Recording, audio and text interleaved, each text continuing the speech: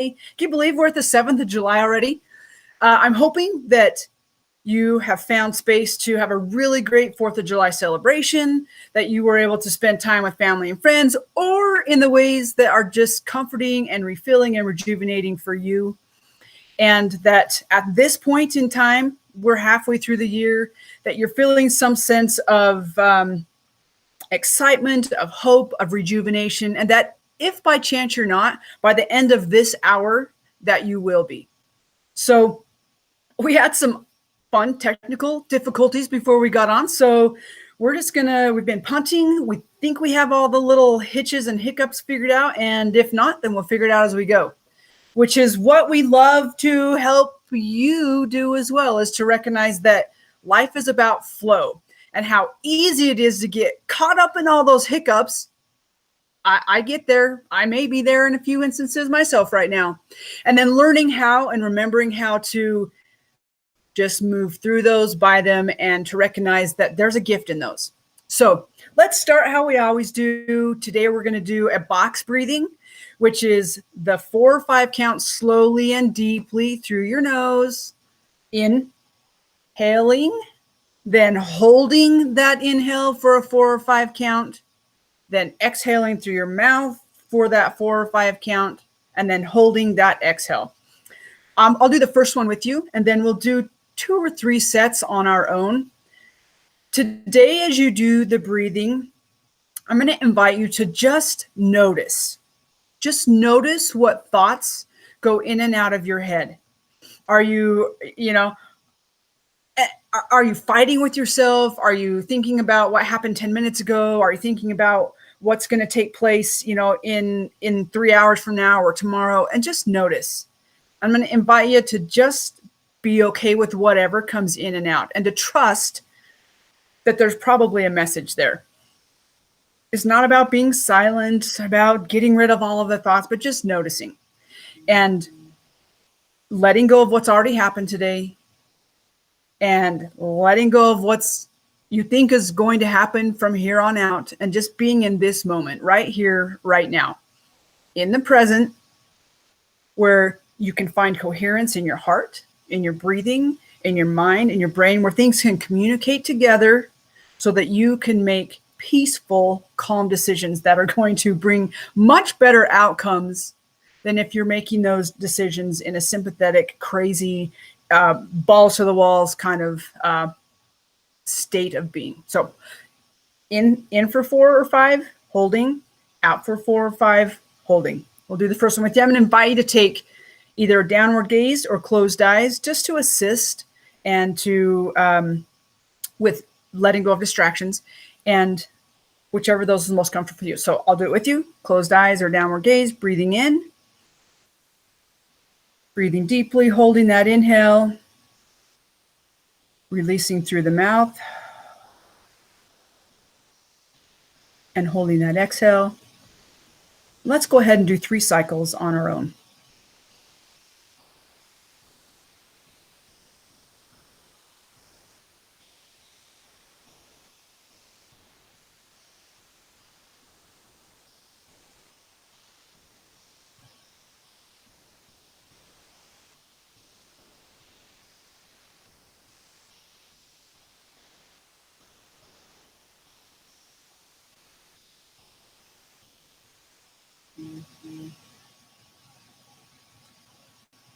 Awesome. Go ahead and finish up the cycle that you're in. And when you're ready, feel free to open your eyes and come back to present and just notice how you feel.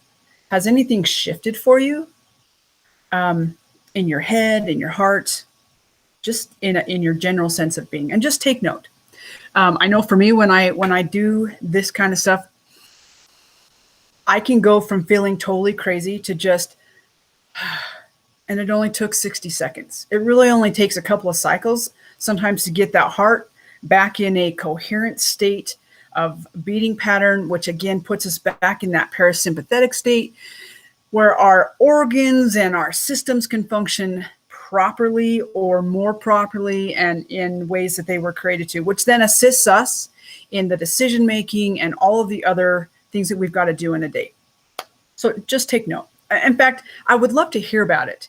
You can put it in the comments. You can send me a message. What is your experience with just taking 60 seconds of breathing and just noticing your thoughts in and out? So my thoughts were, okay, that was one cycle. Okay, be mindful of the people on the other side. So my thoughts were a lot about you and about my phone that had just gone off. So I would love to hear what yours were. You guys, I'm super excited to bring to you today someone who I don't know. Imagine that. But I know her. I do know her. I've watched her for quite a while on the Facebook, and I've seen her posts in and out over the last 2 or 3 years. And Anna is one of those people, and I told her this. We actually have had one conversation about a week ago, maybe a week and a half ago, and I talked to her for an hour and 45, and it was a really amazing hour and 45. And she pushed me and made me feel uncomfortable, and all of those things that good coaches do. And I told her this. I said, you're one of those people that when I saw you, I kind of make a mental note. That is someone who I will be friends with, or that is someone that I will meet or learn from, or whatever that is. And Anna is one of those people. I don't always know why I have that feeling or why I want to make that connection until it happens. And with Anna, that's still kind of working itself out, but I have a fairly good idea. And as I was speaking with her, I was just like, wow, I want to bring Anna to you. I feel like she's young, she's energetic, she's creative, she's beautiful. We have a lot in common in a lot of ways, and yet enough different that, it creates some really cool things. But as I was talking to her, I thought she has a message that I really feel that you would benefit from. And other people talk about this, but not like Anna talks about this, because it's Anna's experience and Anna's story. And it's, I talk about the same things, but they're in a little different way. And you may talk about them and it's a little bit different. So I'm really excited to bring to you Anna Empy. And I'm going to just bring her on screen. We're going to leave it right there. And then she can tell you more about herself as we get going. Dun, dun, dun, dun. Drum roll, please. There's your countdown, Anna. Ta-da! Hi, Anna thank Empy. you so much for You're having welcome. me. You're welcome. Welcome to Live and Unscripted. I'm very excited to be here. Thank you. And I appreciate your willingness to share your time with us, because we know time is valuable, but also to impart with us your life wisdom and experience. Thank you. It's so funny. I can see us reflecting in your glasses. It's awesome. Oh Pretty yeah, it's awesome. perfect. I've learned to just be okay with it on recordings. Right? Why not? Why not? It's just what is. Okay, so tell us, because I don't know you that well, or the things that you like to do, or your hobbies and things like that. Will you share with us what some of your hobbies are, what it is you really enjoy doing? If I remember correctly, photography is in there? Kind of Okay. video, like video clipping, but Yes. I'll, Okay. I'll I'll talk about it a little bit. Okay. So, for just a little context, so I was raised on a 2,000-acre apple orchard in Eastern Washington. So a lot of my hobbies come from like that experience growing up. So some people would say that like working outside is not a hobby. For me, it is a hobby. So I love to work outside. I love riding motorcycles and spending time in nature. So hiking, going on walks. I haven't done a lot of hiking lately, but going on walks, just walking down in the river, by the river, All right. kayaking when I get a chance. I don't have kayaks right now, but and Come then visit then me. just I have also some. you have some. I love it, and then also just like just getting to know people. I love getting to know people. I care a lot about people. And then some of the other things I enjoy to do, yeah, it's like painting rocks. I picked that up during the pandemic. I haven't painted a ton, but I've painted a few. I And thought then about that yesterday as I was mhm. walking with my mom on the riverbeds, and there was a bajillion rocks. And she said, "This makes me want to paint them." And I thought, maybe. So it's cool that you said that. Yeah, it's really fun. And then I also used to make like little music video clips. So I haven't shared any for a very long time, but like taking clips and putting them together and just like also making like a motivational quote memes that are really inspiring for me, something that I do for fun as well. So Yeah, See, there's some fun stuff about me. I love it. I think those are the things that I'm probably drawn to in you, even if I didn't know that you did them, because it's what I like to do. I get frustrated because I don't know how to do it well yet, and it takes a lot of time. So I probably do what a lot of people do, and then I just don't. So I love that's something you enjoy and that you put out, because I know it makes a difference. So thank you for your hobbies. And P.S. That family apple orchard that she lives on makes amazing, like freaking amazing apple juice, like fancy apple juice, beautiful bottles, different kinds of apples for different kinds of. It's like wine with apples. Like With there's no dry alcohol. with no Right? alcohol. Yes, yes, that was the big thing. There's no alcohol, because I choose to not do alcohol, but I'll tell you what. We had a party one time with Natalie. I believe she's your cousin. Yeah, she's my And cousin. Yeah. yeah, Amber and Natalie came over and brought like 3 or 4 kinds, and we downed all of them at New Year's.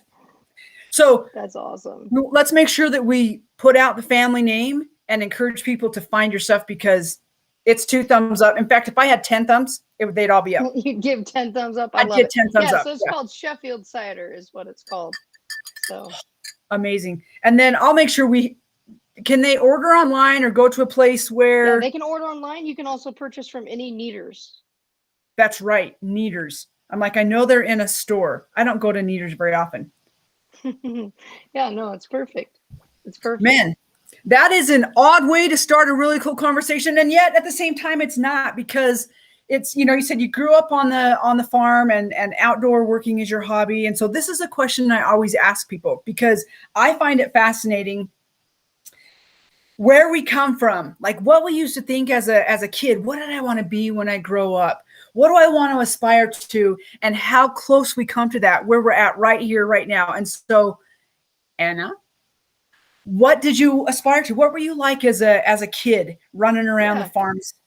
I was a quirky kid. I was Yes. happy about everything. Super happy, super quirky. I was pretty introverted, even though it looks that I was very out extroverted.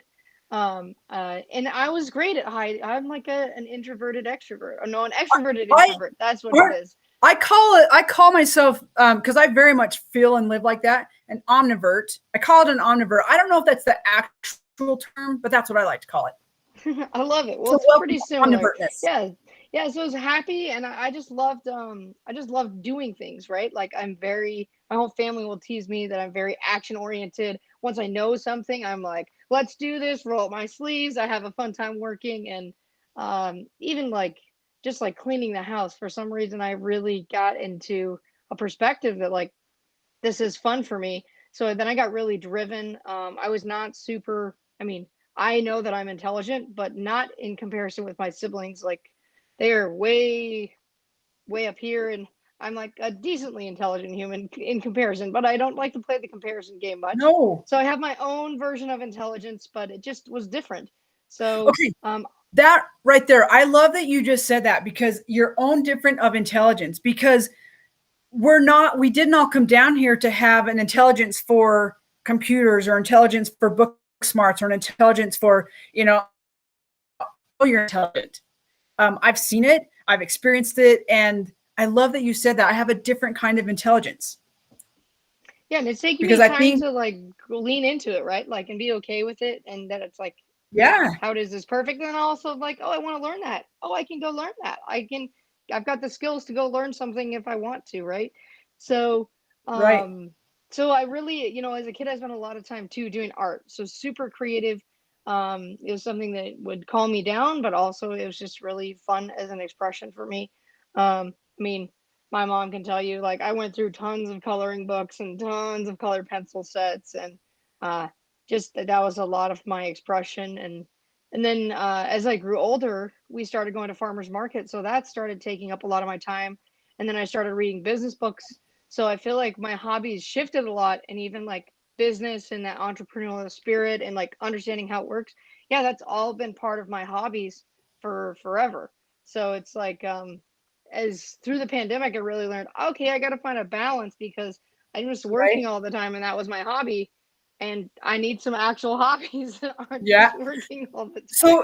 So did you, as growing up and all of those things, knowing that you could learn something, did you aspire to like be a farmer? Did you aspire to be a business person? Because it doesn't sound like fireman and or firefighter, you know, ambulance driver, police officer, any of those things were in the cards. Yeah, so definitely not like Tinkerer, yeah, no. So like what I really saw is like I wanted to be an artist, and then so about sometime in high school I realized I was still pretty terrible at it. So so then I was like, huh, what else could do? And then through my time at farmers market and like literally just getting to know tons and tons of people. Walla Walla is a super touristy area, and that's where we went pretty much every Saturday from April to October. So I just started to get to know people, and then people started to share things with like, Anna, you should sell used cars. And I was like, no, I'll never sell a used car. I only sell things I believe in, like the apples that I grew on my farm. don't you Um, find that interesting when you have an outgoing personality? How often you get approached and people want you on their team and you can do this thing, and you're like, well, I know I can, but that doesn't mean I should or that I want right. to. I was also 15, so technically I couldn't sell a used car. And then people got to get to know me, and then by the time I was 18, someone was like, Anna Empy for president. And I was like, well, that's admirable. Thank you for seeing me that way. Right? And so then I really started to look at, well, what else? What am I actually interested in here? And so then I went to college with the mindset of I'm going to go and get my degree in public relations and start Mm. working on building connections and building communities and making a difference that way.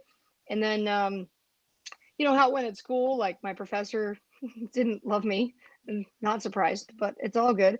And so I didn't end up applying for the program because BYU has a very competitive communication program. And Yes. so then I ended up pursuing anthropology, and the Okay, time out. attention there. Time out.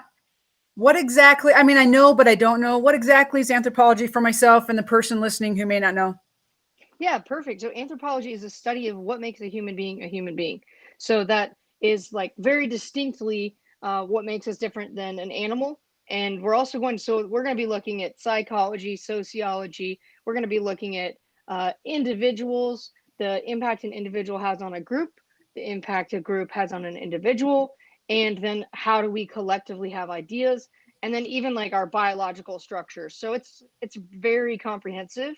And Uh, now, and now after our last conversation, I know a whole lot more. It's perfect. And what's so great about that is like, so I originally like went because I was like, oh, well, maybe I'll go to med school. And here in this time is really when I was struggling to sort out my sexuality and stuff. And so I was like, oh, I'll just be single and celibate and go become a pediatrician. Right? And I thought that was a great idea. And then I got a brain injury, my like right at the end of my time at school. And so I finished up in anthropology, and I was like, well, I was sitting in a chem class, and I'm like, I can't process this information, and I need to graduate from college soon because I can't stay here forever, Right? particularly with everything else I was facing. Well, and I would imagine, and gratefully it's not been my experience, but I would imagine the incredible amounts of energy that you had to then. I mean, school in itself is challenging, but then to feel like you're not processing and to have that recognition, the amounts of energy that it took, like how tiring that must have been to continue on and get yourself through so that you could sort the rest out. Yeah, it definitely took a lot. And thankfully, like I had an idea one day to call one of my other professors in communication. And I said, hey, do you know how I could get some experience in this field? And she offered me a job that same day. And then Wow. I was on the public relations team at BYU for the College of Fine Arts and Communication for about a year and a half because I had to go a little bit slower to get finished there. But then that's where I started to get my experience, and then I've been working in businesses in public relations and marketing ever since. And then about 3 years ago, started my own business that's more of a marketing consulting agency and firm. Right. Still very small, but through that whole journey, I mean, it definitely was a lot, right? That's a lot to process. Finishing college, having a brain injury, sorting out your sexuality, sorting out your religious beliefs. And I mean, pretty much like, I feel like I had like my quarter life crisis at 19. Right? I've been having Uh, it the last 10 years. Sometimes I think it might have been easier at 19. But okay, so you mentioned a lot of things that you were sorting out. Can we go to two of them? yeah, let's do it. Because, partly because it's my experience as well. And there are a lot of people on here who have similar experience or who are wanting to learn and to know and understand what that process is like for people because they love people and they want to step out of their own judgments and belief systems that they've been taught, and they're having that internal struggle themselves, like, but wait a second, I'm taught this, or I'm told this, or my TV says this, but I'm seeing something very different. So can we talk about religion and sexuality and the lessons, um, just like what that journey has been for you? Because you're not much older than 19, right? No, I'm a little older. But um, what that journey has been, because um, that's a damn hard journey, and it takes you to the center of your soul, and the journey back out's kind of long too. yeah, 100%. And yeah, so let's talk about it. So, I mean, I was raised LDS, and I was very, like, very deep in those beliefs, really believed them. You know, like I've met a lot of people who are like, yeah, I didn't believe it, so it's easier for me to leave. And I'm like, Right. well, I really did believe them, all of them. Yes. Really was in it to Like win it, I would say. Like inner, right, it was interwoven my with who part we of are. my identity. Yep. Yes. Yeah, could not distinguish or separate, right? And so when I was at BYU, I had some experiences that I'm like, oh boy, I don't know what to do with that. And then at the end of my time, right right when I got my, like, within like a month I got my brain injury, I ran back into Caitlin, who's my wife now, and we met at girls camp like years earlier. She's not LDS, but thank Now, her Mormon friends who brought her. right now, for those who you may not know what girls camp is, it's very different now, but it's a week long event, usually within the LDS church, where the girls between ages 12 and, what is it, 16, Like um, 12 to 18. Yep.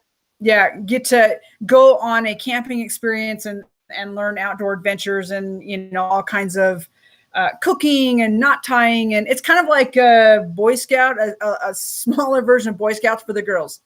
For me, it was my favorite time of the year, and the thing I look forward to more than pretty much just about anything. Yeah, it's girls camp's the best. Um, Yeah. yeah, and so then we ran back into each other and we were friends, but then we also ended up kissing, and that made everything really complicated. And it Right. was really, I mean, particularly because I'm like trying to sort out my time and finish BYU. And so then it was a very stressful time, right? Because if people found out about that, and that actually that's what I Right. joked about it That. was called for a long time, that, uh, and if people found out about that, it was very scary because of the way the honor code was set up at the time. I know there's still some challenges with how it's set up because anyone could report me and I could get kicked out for something, whether it was true or not. And Right. that's something I had to live with daily. And then, Which so is, once which I again, graduated, takes a lot of energy and puts a lot of stress on the body. You don't function like in school like you probably could have. We don't function as friendly as we probably could. We don't function as a whole family member because there's always that underlying concern and worry that is going to be found out. So just mhm, something to consider for yeah, those who are listening who this isn't your experience. But I do believe that most people have that experience in some way or another. right, exactly. Well, and some of the impact of that was that so I ended up moving every 6 months in college because I did not want to fall in love with my roommates. Okay, Oh, because hard. it was a lot hard. So I had 68 roommates in college, and some people are like, "What?" 68.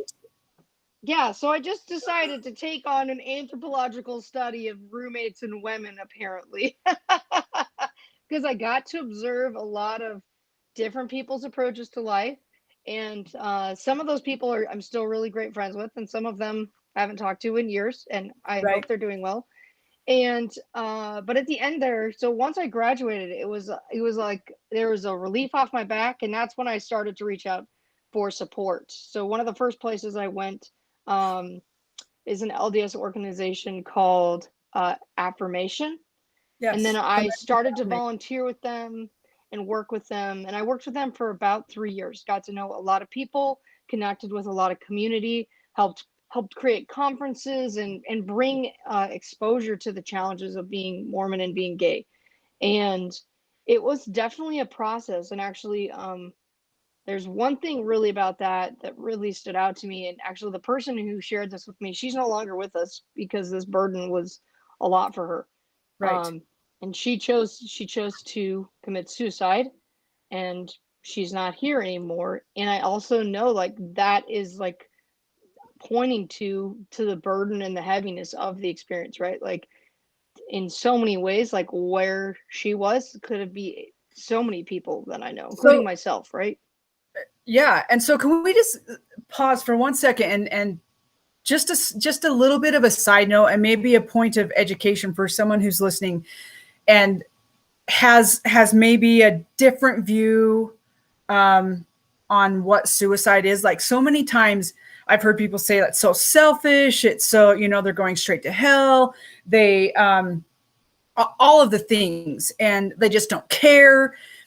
And in reality, and correct me if you have a different thinking on this. In reality, it's the fact that they care a lot.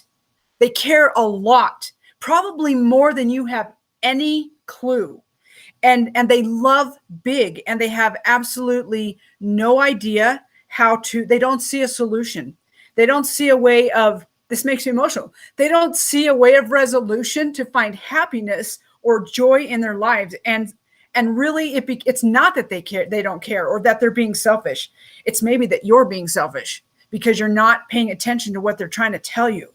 And their only way out is to out themselves and to commit suicide. And so I'm asking you who are listening to really be mindful of people who who are in that situation, or in a situation that you can tell something's up. Ask questions, give them a safe place to have hope, or to start sharing this deep sense of love and caring that they have. So big side note, but thank you. Any thoughts on that? Yeah, I would say the other thing that I see, so I'm going to give you a little bit more context too. So it was very burdensome to be um ingrained and really like in a religion that and I have no judgment, right? This is what their belief is, and my belief is not this. But And it really they was get to like that do that. something's wrong with me, right? Like something is wrong with me. I can't fix it. And it even got to a point for me like that I did not believe that I was lovable by God or by anyone. And if I cannot have that core belief, what's the point of living and sticking around? Like, that's a core fundamental, every human needs to have that. And I think if there's not a louder voice than the voice of when you're immersed and enmeshed in that, and even how you process it, right? Like how we interpret and the meaning we bring to ourselves, like yeah, we do that, we all do that. And our environment can play a big role on how we perpetuate false beliefs, whether that's what they intend or not. And there's also a big impact, right? Like she was very involved in helping other people find their will to stay and to be here. And she got burned out. She got Yeah. burned out and she did not have the resources and support that she needed. And but the principle that she gave me that was life altering for me, her name was Berta Marquez, by the way. And the principle that she gave me actually came from the heritage of our beliefs, which is that there's some pioneers who lived in Nauvoo, and when they lived in Nauvoo, they were getting forced out of their homes. People were burning their homes down, people were tarring them, and they had to pack whatever they could on a hand cart, and then they had to cross this huge river and leave everything that they had built behind. And she said, Anna, you can take what you need to take on your hand cart. You can leave the rest behind. No one else is here to tell you what you have to believe, what you have to take.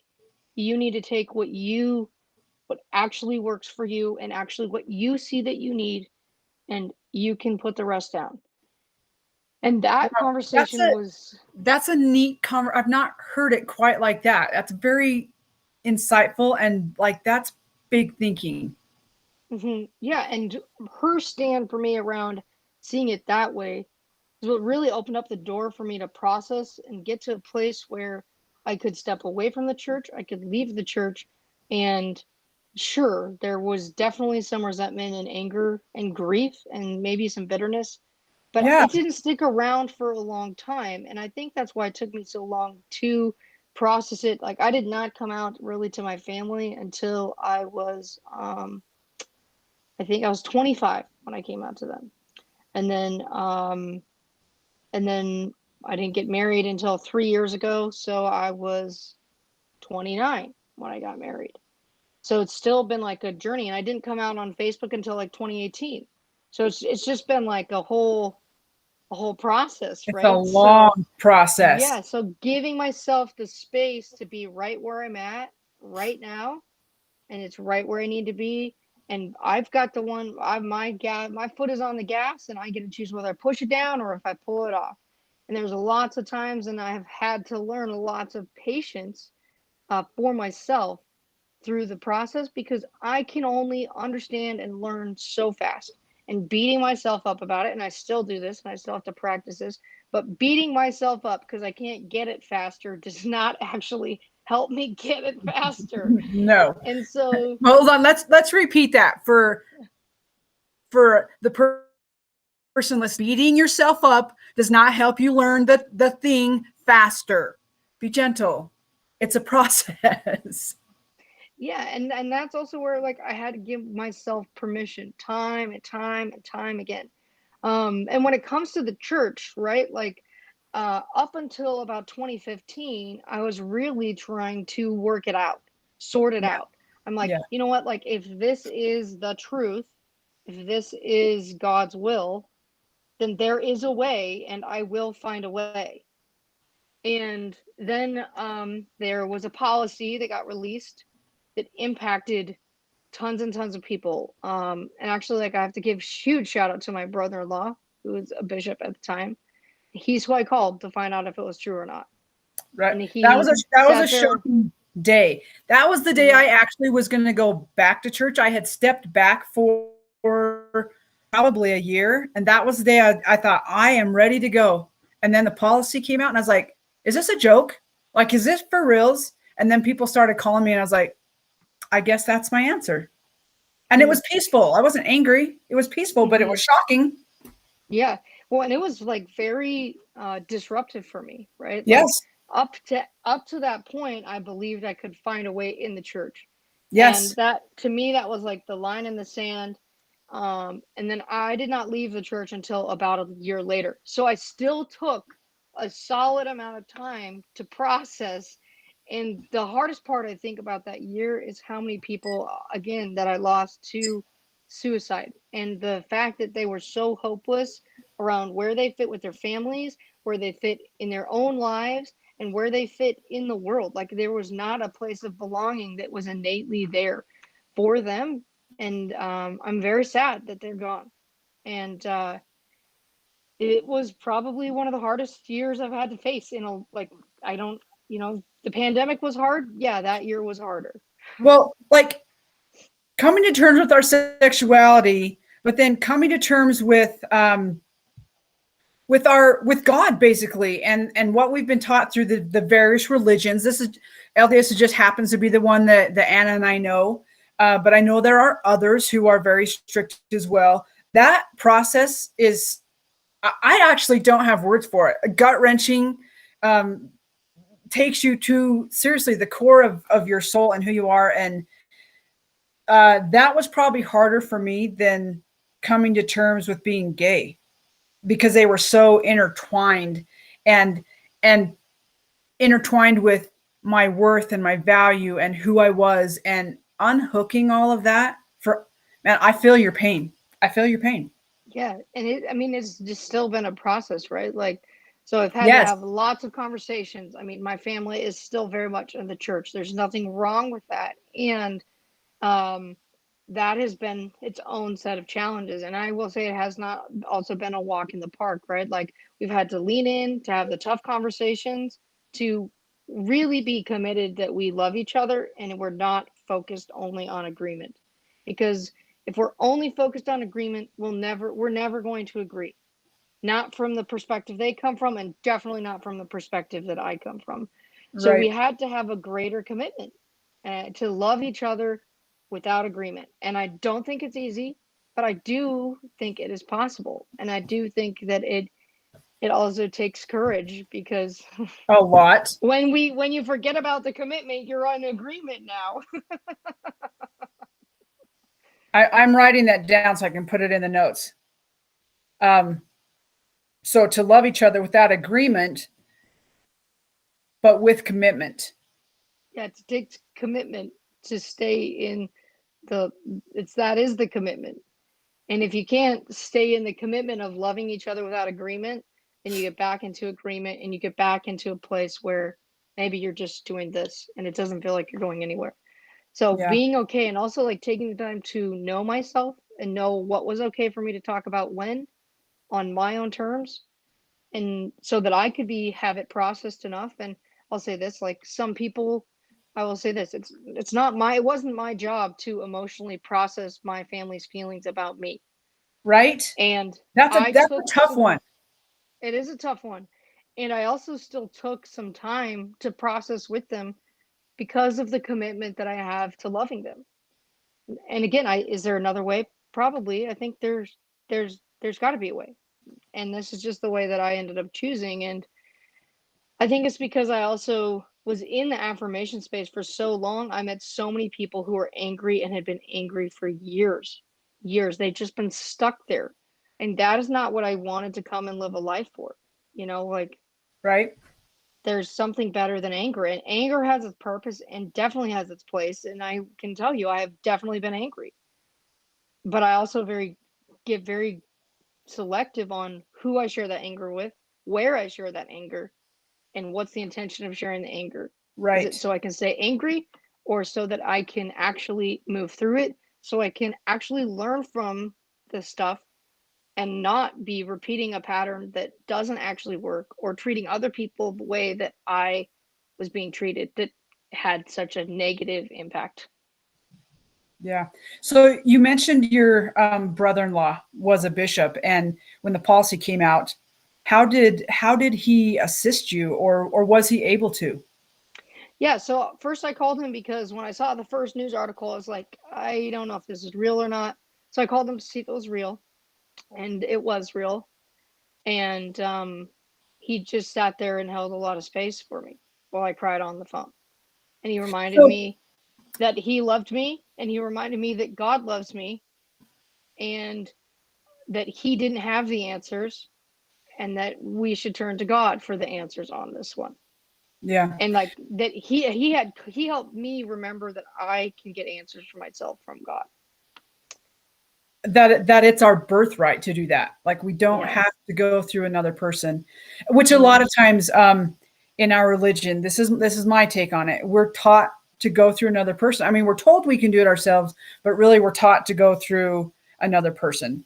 So I love that he was able to give you, I don't know, that I want to say permission, or sometimes it is permission, but that reminder that you have direct connection, and what a beautiful gift. Yeah, and like I'm just still so thankful for him, because um he just continues to show love and acceptance. And also, again, it just comes back to that commitment. And he also just really was like, I don't have the answers in this. I i wish I did, and I don't. So lean in. And it's all I really he also has a very strong faith, like that God does not want to do things that will hurt me or hurt other people. So leaning into that really also helped me remember that that's not the intention. Is that we get to have a good life, and that we get to be loved. And that's really where we focused on. And from there, it was definitely a journey and a process, right? Like I would say it took a few years um for me to really get okay, particularly after the number of people that I lost. And losing my friend Berta was pretty, I don't know how much, I still have stuff to process the fact that she's not here, you know? And at the end of the day, like through all of it, it really has been like this journey of, and I had to get to a point for myself, right? Like that what I have to say about myself and who I am matters more than what anyone else says. And that's, Say that again, because I think it's so important. It's just so important. yeah. Say it again. Yeah, I got to a point where I really had to know that what I say about myself is more important than what anyone else says about myself. And And some things how, I had to overcome around that is I had to let go that like me being alive is not prideful. Huh. Me being alive is not selfish. Me being happy is not prideful. Me being happy is not selfish. Me getting and receiving love and giving love, not prideful, not selfish. I really, I really appreciate those words, because I think, I know for myself, I have felt those things like, and even in my, I'm going to say it, my sinful state, I, I'm happy. And I had to realize, like, really the sin came from, and this is one of those things that I'm a full on believer in God, of a heavenly mother, of angels that surround us, like that fits the core of who I am. And I am still so happy to be able to have that. And I can do that. I can do that in any religion if I wanted to, or any spiritual circumstance. It's for me, it's not about religion. It's about my spiritual connection that brings me wholeness. But that one day I was really taught that the sin is me not being kind to myself, me thinking that I had to be unhappy so other people could be happy. All of the things that you just said, that's where the sin lies, is when we go against our nature and who we are and what we are and whose we are. The gospel according to Jen. I love it.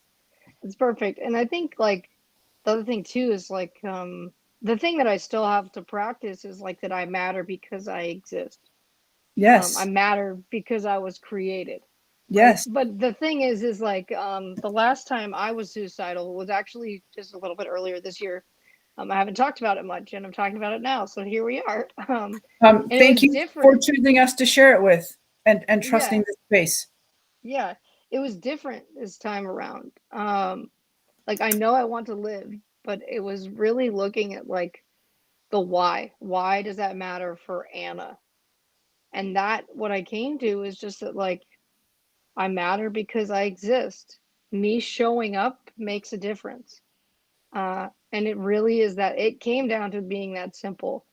And I know that the more time that I spend taking care of myself and looking at what else I need, and also taking care of the people that are important and also that are, I mean, not to use religious terms, but under my stewardship, right? Like people Yeah. I have agreed to take care of and have a Yes. responsibility to and a commitment to, the more that I can really see like what's possible for myself and for everyone in the world so that we can all put down this thing like none of us are good enough because we're actually just who we are and we're all human and we all have stuff to learn. And if we can all have some more love for it, Right. And what could my happen? amazing sauce. My belief is yeah, we're human, but our humanness is a suit. I call it an earth suit, because really the reality is we're spirits. Like, we're spirit beings here wanting to learn things.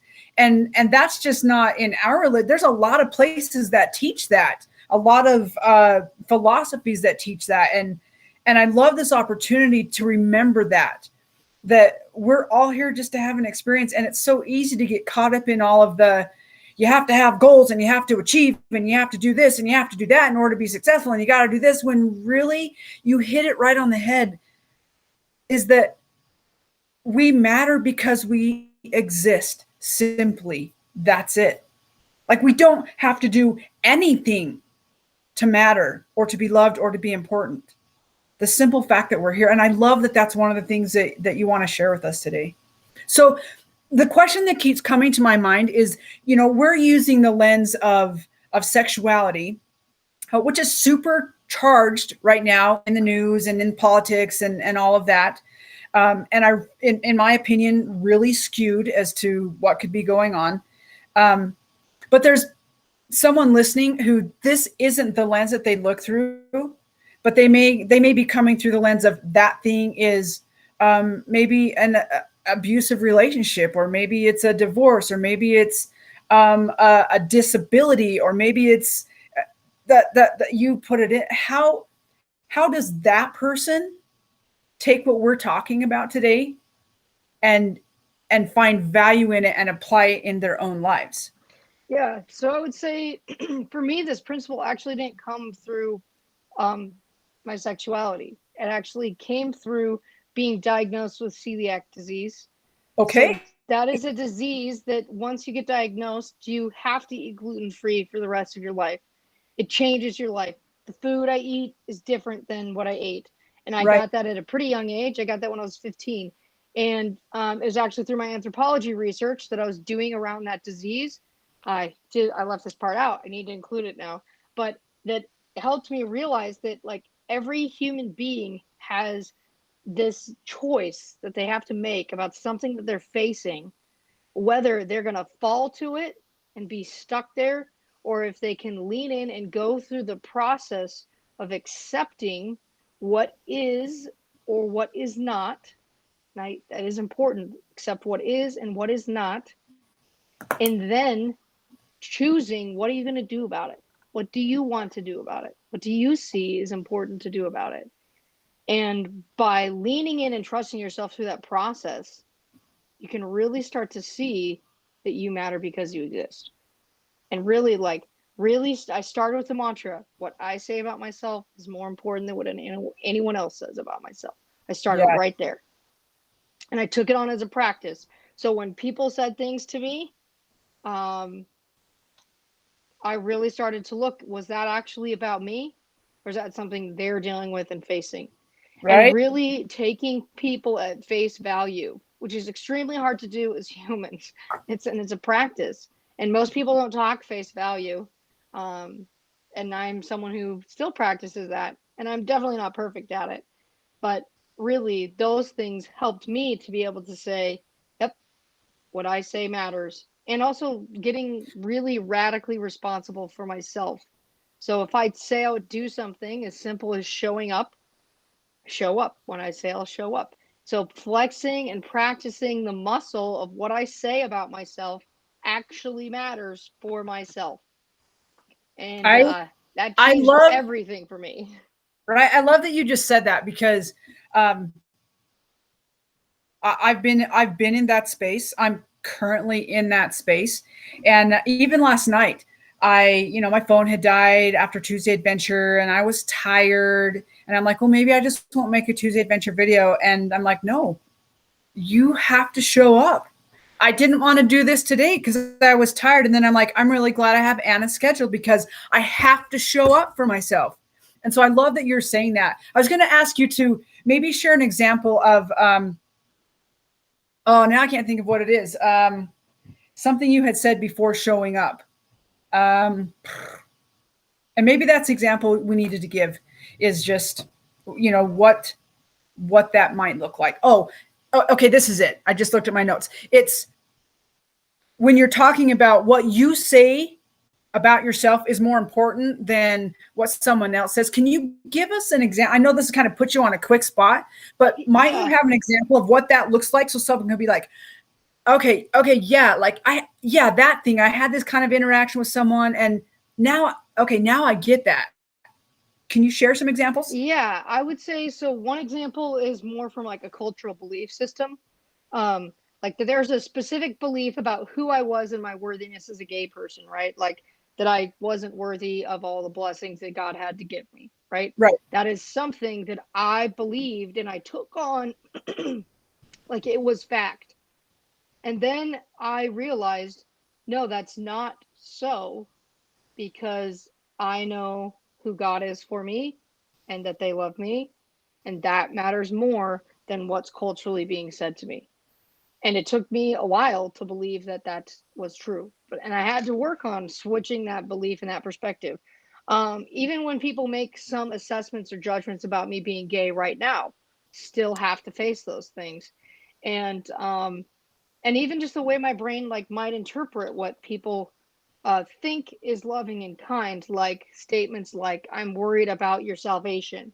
Yes, that I had to reframe that for myself to see it as, oh, that's them telling me they love me in a Right. really, really interesting way, and that's them trying to love me. Um, and then things like I'm trying to think, like short hair. People make comments on my clothes and my hair and how I dress all the time. Uh, it's getting less and less because I don't live in Utah anymore. But for a while there is pretty it was like on a regular basis. And so anytime those comments would come, the backload of the cultural judgment with those comments would come with it. So I had to learn that, like, that's just them trying to connect with me on their own way. And who cares if I have short hair? I rock this haircut. So why would I get concerned about it? And so really not letting their words sink deeper, like they have to become my own belief.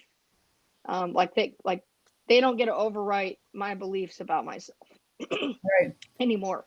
Right. And one thing I would say too, like for someone who's disabled, and this might sound interesting, but to me, your disability has nothing to do with your capabilities, your Right. worth, your value. So Yes. many things, we collapse so many things. Being in a poor relationship, that has nothing to do with your value, your worth. That is innate. Like it It's belongs to you. No one can take right. it from you. I love that you're bringing this up because this is what I love to share and teach people is those things are just experiences. They're experiences we get to have on this planet for lessons or whatever, but it's not who we are. And like you just said, it's not our worth and it's not our value. They're just things and experiences.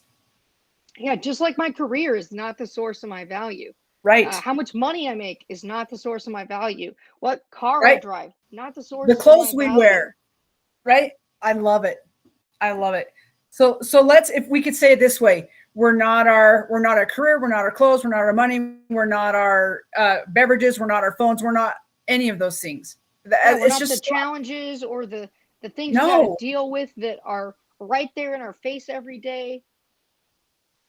Yeah, those are experiences to learn from, or that we have maybe called to ourselves. Ugh. Sometimes I go, why did I call that one to myself?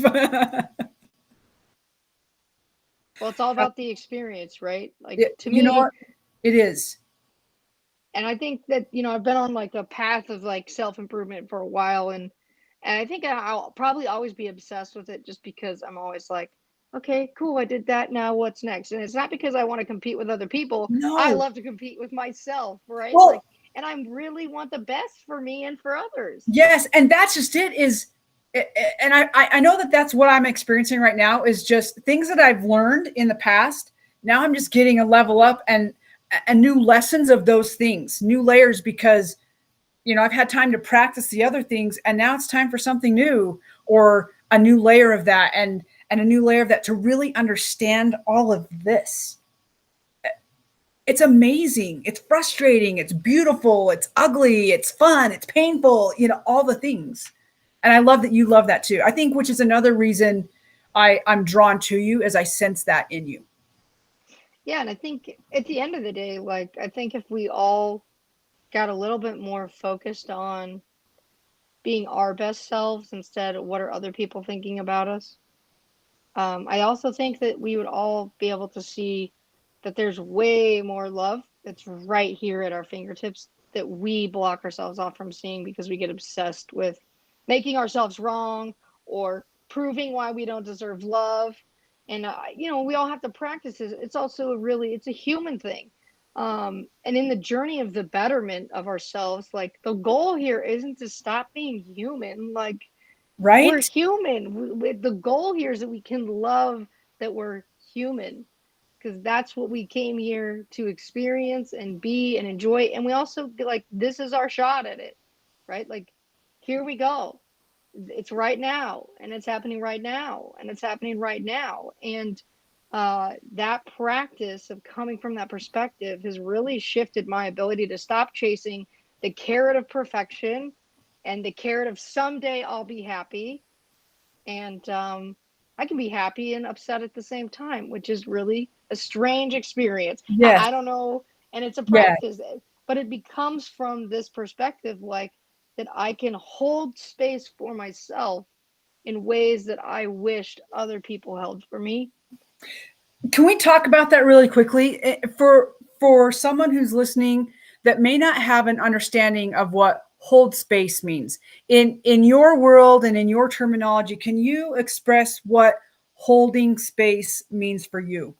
Yeah, so to me, it's like there's compassion that exists. There's also like, it just comes from an empathetic listening.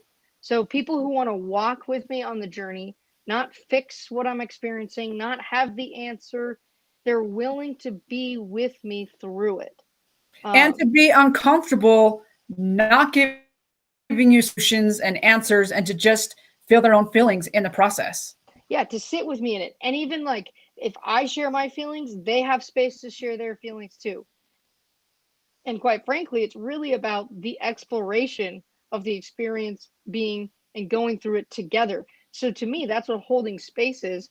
Like, let's go discover and explore it. It took a long time for me to wrap my head around what it actually looks like. But the more I practice it, even with my wife, who's also my business partner, the more we get to see and discover the greatness in ourselves and how much love that just exists for ourselves and for each other. And it's a practice, right? Like I'm someone who before got really obsessed with like there's conflict, I gotta sort it out right this second. I'm gonna push as hard and as fast as I can because I'm not gonna go to sleep unless this conflict's resolved. And that was just with anyone. It didn't That matter was who it was with. that was some of the absolute worst advice anyone gave me when I very first got married, is to never go to sleep angry. Eh, don't don't listen to that. It's okay to go to bed angry Yeah, or and I unhappy. also would say that it's okay to go to bed sad Yes, and also really unresolved. own your own anger, right? Yes, Like and inside of this holding space and in the space of it, 9 times out of 10 I realize I'm angry at myself and I'm deflecting it. And when yes, you can have the space to go get in there, feel your feelings, talk about them, even if it looks a little nasty, and do it without blame or shame for yourself or for others, then it gets to be this beautiful opening of, wow, like I didn't know I was carrying all that. I didn't know that stuff was stopping me from seeing that the way that I show up matters. Or I didn't know that I was the one who actually was fighting that I matter, not you. You already know that, and I am the one who's struggling to believe it. And that is like a whole shift through that holding of the space and finding the people who are willing to hold the space. It's not going to be everyone. But well, in my fact, it's dad taught probably very me, few. yeah, my dad taught me an important lesson. Would you rather have 100 pennies or 4 quarters? And I go back to that all the time when I'm really looking. Yeah, I want the quality experiences with other people because it is that deep richness and the safety that comes through holding space, coming from the context of love and the commitment of love without agreement that makes the huge difference. I have no clue how the world would be if we chose to come from that perspective on a more regular basis, but I'm pretty sure we'd all be more freed up. We'd all have less self doubt and self judgment. And I'm pretty sure that even the struggles that we face today would seem quite a bit lighter than they are. I agree. I don't know if you noticed it, but we've shifted into sacred space. Like I feel it in my heart, I feel it in my emotions, and and I just want to say thank you. Thank you for your openness, for the message that you have through your own experiences and the things that you've learned, and for your what I know to be a huge desire to take these things and continue to move yourself and your wife forward both in your personal lives and in your businesses, but then to take that to the next circle out and extend it to your families, and then to extend it to other people at large, because you know the value. And I just want to say thank you. And I love the 100 pennies or 4 quarters. That's a really beautiful way to put a simple concept. Yeah, I'm really grateful that my dad taught it to me at a young age, because it's something I struggled with for a long time to understand. And when I got it, I was like, okay, Dad, I get it. And I just feel really honored that I get to come and share. And ironically, when I get to share the hard stuff, and if it gets to make a difference for just one person, then that Right? makes it all worth it. Because that means that our experiences aren't in vain. And so that I think that's the other thing I want to share is like, if you have things that you're learning, find the people you can share it with, because it does make a difference. You make a difference. Showing up and opening your mouth, even when it's uncomfortable. And I know maybe this doesn't look like this is uncomfortable for me, but this is definitely an uncomfortable experience. I'm not somebody, I don't like the spotlight on me. I really don't.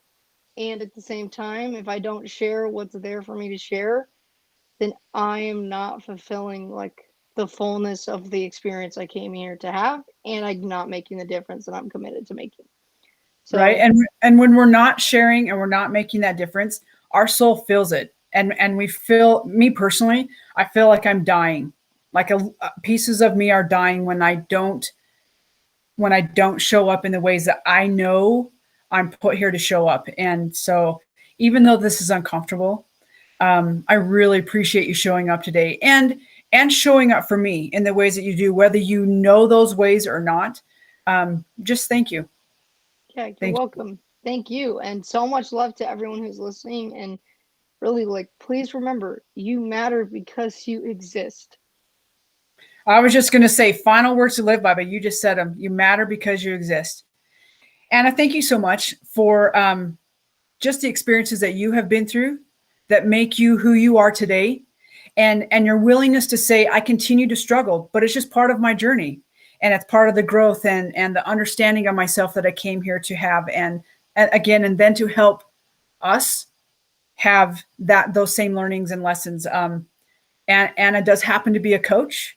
And from what I understand, she's very good at it. She's really great at business coaching. And so if that's something that you're interested in, I would encourage you to reach out. I will help get you connected. And so that Anna can help make a difference in your life that way as well. Remember, show up. Show up. It's not always easy, but it does fit with the next 3 statements. Be bold, be brave, and be a rebel. We look forward to seeing you soon on another Live and Unscripted, coming to your computer or your device soon. All right, you guys, love you so much. Thanks for being with us. We'll talk to you soon.